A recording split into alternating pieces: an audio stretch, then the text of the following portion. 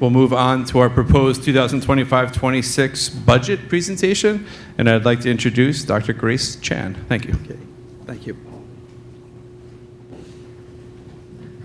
Good evening. Good evening, Board of Education, Dr. Love, Putnam Valley community members that are here and online. This is an exciting time for me because this is my first time showing you the glimpse of the budget next year. But first, I have to thank my staff who collaborate with me. That's Maureen, Karen, Debbie, and my treasurer, Matthew, who is here to give me support tonight. First, I just want to tell you a little bit about what my job is here. We have a budget to put together for the district, and there's a lot of balls in the air because the budget has to equal the revenue that we receive in order for this to be a balanced budget to present to the board. And as you know, the magic happens in the classrooms. I'm just doing the numbers and I'm trying to support the people that do the work in the classrooms. As an analogy, I consider all the principals and the department heads like my children, and they each come to me with needs and wants. And then I have to look at all the revenues and see what I can do, and I have to try to satisfy the superintendent and the board and try to move the district to where it wants to be in the future. So I am a numbers person, so you're not going to see too much narrative in my slides. Most of my slides will be repeated in a different format. From experience, I see that people ask me the same questions in a different way. So when I present to you the revenues or the expenses, you may see them in different ways, but they all boil down to the same thing. So first, I want to show you that this is the New York State formula for determining the tax levy limit. It's very complicated, and my job is to try to simplify so the normal person can understand what I am trying to do. This is my simplification. We first start with the prior year's tax levy, which on top is $41,330,762. Then we multiply it by the tax base growth factor, which is specific to Putnam Valley.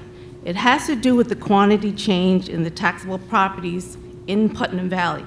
It's based on actual physical changes on taxable property, such as new construction, homes, stores, offices, and changes in the assessed value. These taxes are added to the allowable capped levy in the first year after the value of the change is reflected on the local tax roll. This number is given to us. After we multiply that, we have a subtotal of $41,413,000. Then we come into accumulation of a lot of numbers that come to the prior year capital exclusion, which is a minus $1,204,000. Then we come to the adjusted prior year tax levy, $40,208,000. To that, we multiply the thing that you read about in the newspaper all the time, the 2% cap. We are only allowed to, in this formula, put in 2% or the CPI. Some years, the CPI has been lower than the 2%, and this is where every district gets that number. So this year, it is 2%. This is what you read about in the newspaper. When you multiply that, we come up with the tax levy limit before exclusions, which is $41,012,000. Then we have a current year capital exclusion, which is a multitude of numbers that goes into that. This year, it's a minus $2,195,000. This becomes my maximum allowable tax levy limit. That percentage comes out to 4.54%. That's what I'm actually allowed to go out to ask the taxpayers to give me for next year, the limit that we're allowed to subsidize. However, as was previously mentioned, Putnam Valley has never gone to the maximum tax cap. This year, we're actually going all the way down to 2.99%. This is one of the revenues that I need, one of the balls in the air that I need to balance to my expenses. So in order to live with that limit, I have to make sure that I have enough money elsewhere to balance my budget. So I do want to point out to the community that we are very sensitive when we decide, the superintendent and I, what is the percentage that we're going to tax people at. And, you know, Superintendent has mentioned before, his mother lives in this district, so we're trying not to tax her as much as we can. This is accumulation of what happens between what we're actually taxing you at and what we could have taxed you at. The tax levy in blue, that bar, is the 4.54%. That's what I am allowed to tax you at. This is the accumulation over the next couple of years, the money that I would have by the time we get to the 2030 year. However, it's orange, the orange bar is where we're actually taxing you at, and that is the difference of what we are leaving on the table. This is a comparison of the tax cap between Putnam Valley and 6 other districts in our neighborhood. As you can see, we're not the highest and we're not the lowest. We're right in between over there at 2.99%. One of the things that I have to look at beside the tax cap is where am I getting my other revenue in order to balance the budget? I look at state aid. So here are the same 6 districts that I'm comparing to ourselves to show you what has happened between the increase of the state aid from 2024-25 to 25-26. Bear in mind, this is the executive budget. The final budget is not going to come out until the legislative budget gives that to us. That usually doesn't happen until we're all done with the budget, maybe April 1st at the earliest. I do want to point out that the difference between last year and this year shows that we have a state aid increase of $411,368. But in reality, there's a piece in that budget that we cannot use unless we intend to do a full-day kindergarten conversion. That's $410,400. We can't touch that money unless and we can only use it for that. So if we're not touching that, we actually have a net difference from last year to this year of $968,000. That's not a lot of money. This is another way of looking at the last year's state aid, the breakdown between ourselves and 6 other districts. And you can see that we're pretty low down there. We only got $17,540,000 last year. This is a chart that shows you that 2% number that I was telling you about in the tax cap formula. The column that is in the middle, called the allowable growth factor, is what we were actually allowed to use. And you'll notice it is never more than 2%. It's either 2% or the CPI that year. Look at the difference in the year 2023-24, when the CPI was 8%. We had to live with the 2%. Even this year, the time that I created this chart, the CPI was 2.95%. This evening, I looked it up. As of today, it's 3%. So this is the gap that I have to close. Here is another way of looking at the same thing again, tax cap inflation factor. The orange bar is showing the inflation factor. The blue line is showing you where our tax cap was. That difference is the gap that the business official had to make up at that time. The next 3 charts are showing you the enrollment by grade. I was lucky enough to have Michael Lee provide these numbers for me. This is just the students in the seats. So this is the elementary school, this is the middle school, and this is the high school. And he told me that the high school numbers include the Garrison students because it's the children who are taking the seat. So here is the first big picture of all the revenue sources that I can use to balance the budget. As you can see, the school taxes, that tax cap, represents 67% of my budget. The state aid at the moment represents 27%. Then we have all these miscellaneous pieces on the lower level.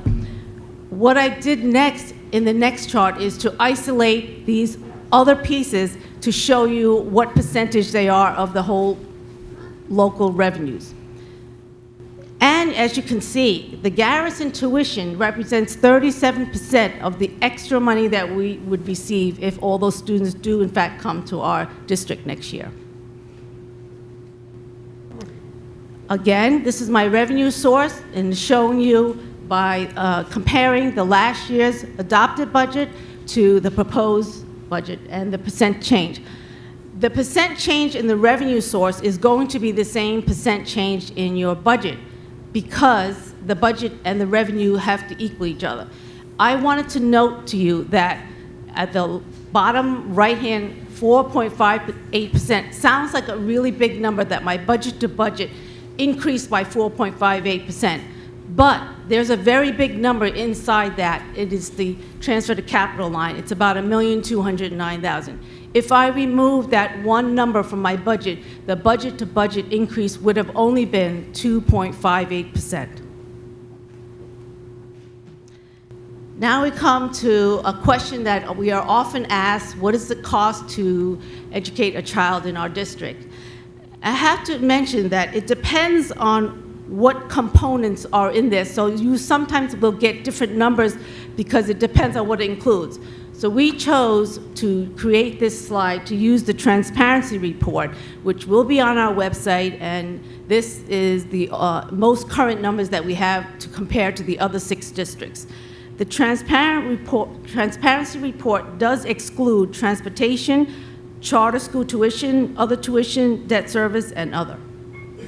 And also on the lower bar, I show you the student enrollments. This is the adopted budget comparing from last year to this year. So the bar that is in green is actually my proposed budget, and the brown bar is what the adopted budget was last year. As you can see, that they're almost close, and where it increases the most is in instruction, which is where you want it. This is another chart that shows the same thing except numerically, and again, it shows the change from last year's budget to this year's budget is 4.58%, and once again, I bring you to the fact that the transfer to capital line, if removed, would show a budget-to-budget increase of only 2.58%. This is another way that we're required to report the budget to the state. It's called the 3-part budget. And as you can see, administration is least amount in this chart. The most is in program. This is where you want all your money spent. This begins the first pie chart that shows you what the budget consists of. And there's various components of that. As you can see, the orange part is the instruction. This is where we spend most of our money. This is a very interesting chart to me because I realize when I go to a new district that most of my budget is done once I work on the salary and benefits, because we're a service industry. Our teachers are what we're selling here. I have to thank my building people and my department head, because if you look at the lines underneath, the athletics, business, all those, compare them from last year's budget to this year's budget, they were very nice to me and helped me squeeze the budget so that we didn't increase where we didn't have to. Places where we could not help is when they know what's happening in our special education department. But just look at the top in red. It's interesting that 70.92% of my budget consists of salary and benefits. The total salary and benefits includes all staff. Yes, it is. This, I think, is an interesting chart because it shows the delta. And the first chart is showing you from the budget last year to the budget this year. I had a 4.58% increase, which I told you before. 1,209,000 is due to this transfer to capital line. However, the salary and benefits was an increase of 2,607,000, but my tax cap is only an increase of 1,237,000. I do not even get enough money in the tax cap delta to take care of my contractual salaries and benefits. Somehow, we made the magic work with the numbers and gave you a balanced budget. Fast facts. This is my proposed budget, $63,331,000. Budget to budget is 4.58, and this is the last time I'm going to tell you that it's only really 2.58 if I remove the transfer to capital line.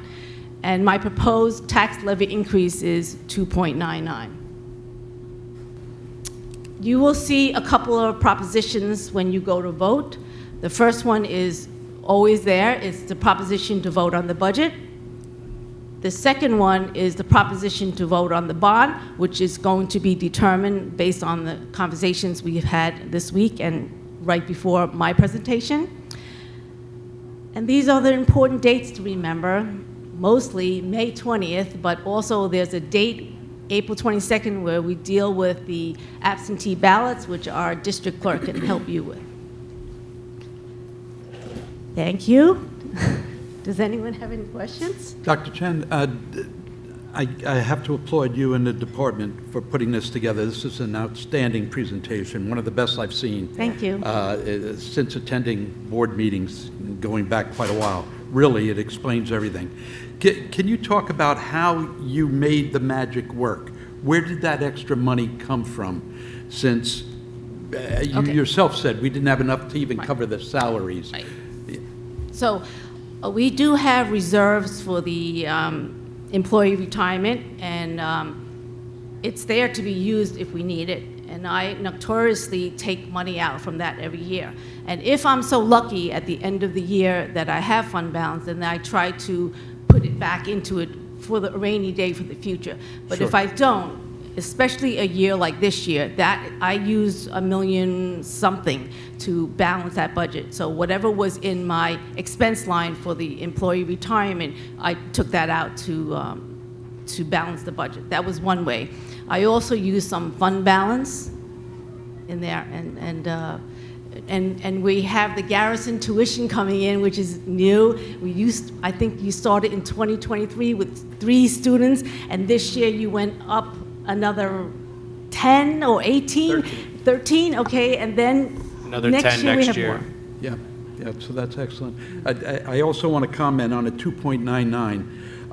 If you take a look at the core CPI year to year, what it is, it's 3.1%, so we're below that inflation rate at 2.9. And, I've always believed that we need to be either at or below that inflation rate, and we are doing that again this year. So thank you for that. Welcome. This has been a fantastic presentation. I think it is probably clearer this year. Yeah, much. I think because of the ways in which you presented the information, like saying the same thing multiple times but in different ways, I think is really important, right? Because some of us are Agreed. visual Agreed. learners and other types of learners here. So thank you for that, for being creative in your presentation of the data. I want to just make sure that I'm clearly understanding, so for the community. So we were able to use funds that we had saved in a particular type of cap or reserve account rather, that can only be used to offset certain things within the budget so that we could then stay within the lines of tax cap that we wanted to stay in because of the commitment that we've made to our community. So I say all that to say that, just summarizing, our savings helped us to be able to do that. Is that correct? That's correct. You have established a number of allowed reserves from the past, and when those reserves are established and funded, they can only be used for those intensive purposes.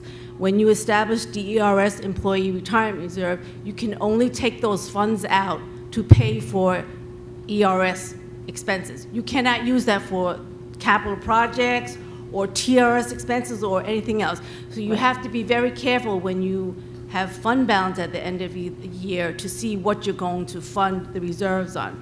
And I have been following your board policy, which allows me to fund each reserve by a certain percentage. And we follow those because we don't want to get audited by the state and have our hands slapped. Right. And in this instance, having those funds in this particular reserve helped us to balance the budget without asking the taxpayer to do so. Right. Wonderful. And I just want to make a point out. As I said before, the legislative budget has not come out yet, but I've heard some rumblings that They're thinking of giving us more money than the governor was trying to give us.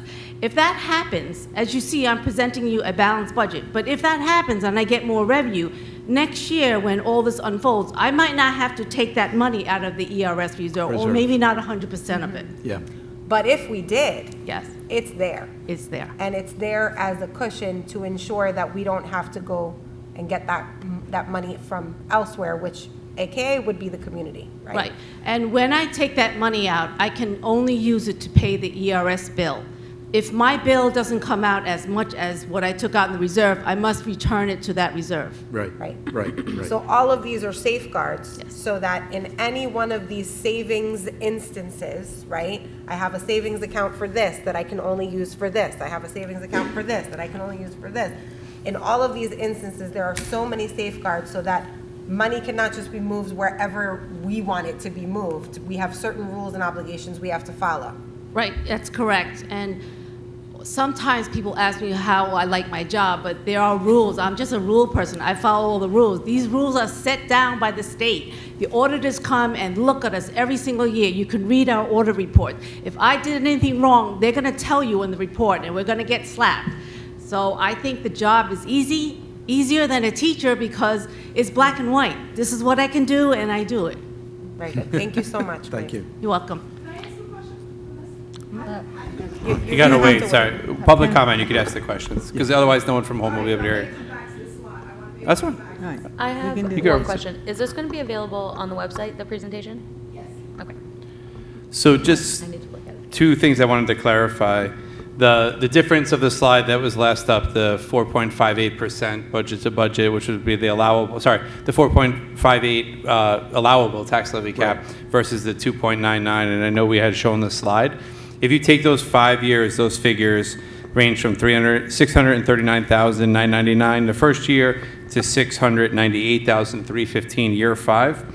That's a total of $3,344,197.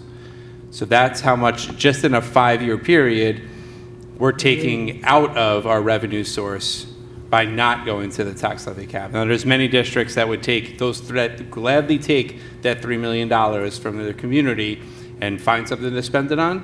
But I do want to emphasize the fact that by coming in at 2.99%, that's costing the district over a 5-year period $3 million. Yeah, And obviously the same would happen if it was a lower number. So we're trying to find an amount that allows us to support our programs and our staff, but also an amount that is something that the community can afford. And that's why we're leaving over $3 million on the table without even seeking, while still being below the tax levy cap. So that was one thing. That was a concern I brought up a couple of years ago, if you recall, Dr. Luff, that I feared not going to cap would jeopardize us, because when you don't do that, the state looks at it and says, that's unused money, so we're going to give you less the following year.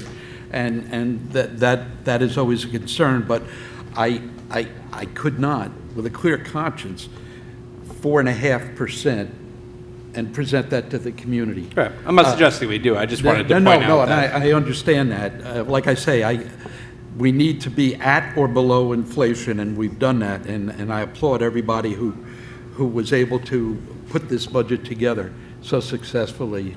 Dr. Chan and your whole department, and the department heads who contributed as well. Really outstanding. Thank you. So the other point I wanted to clarify,